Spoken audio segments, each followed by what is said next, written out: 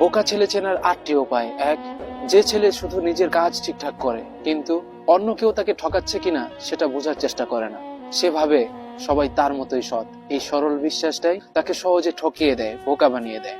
দুই, যে ছেলে মানুষকে অন্ধের মতো বিশ্বাস করে, কারো কথা যাচাই না করে সব মেনে নেয়। আজকের দিনে এসেও এমন বিশ্বাস করা খুবই বিপজ্জনক, কারণ সবাই ভালো মানুষ না। তিন, যে ছেলে কাউকে সন্দেহ করে না, বারবার ঠকে যাওয়ার পরেও একই মানুষকে বিশ্বাস করতে থাকে। সে ভাবতে থাকে মানুষটা বদলে যাবে, এই আশাটাই তাকে বারবার কষ্ট দেয়। চার, যে ছেলে অন্যের ভালো দেখলে খুব খুশি হয় কিন্তু কেউ তার ক্ষতি করলে সেটাকে নিয়ে তেমন একটা ভাবে না।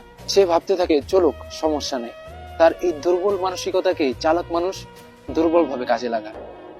পাঁচ, যে ছেলে নিজের ক্ষতি হলেও চুপ করে থাকে, কারোর সামনে প্রতিবাদ করতে পারে না। সে ভাবে চুপ থাকাটাই ভদ্রতা, কিন্তু সে জানে না অনেকে এই নীরবতাকে দুর্বলতা ভেবে বসে। ছয়, যে ছেলে সবাইকে সাহায্য করে কিন্তু কেউ তাকে ব্যবহার করছে কিনা সেটা সে বুঝতে পারে না। তার মনে হয় ভালো করলেই ভালো হবে, বাস্তবে অনেকে এই সুযোগ নেয়। সাত, যে ছেলে নিজের বুদ্ধির চেয়ে আবেগকে বেশি প্রাধান্য দেয়, মানুষের কথায় খুব সহজে গলে যায়, কঠিন সময়েও যুক্তিতে ভাবতে পারে না। তার এই আবেগই তাকে বোকা প্রমাণ করে।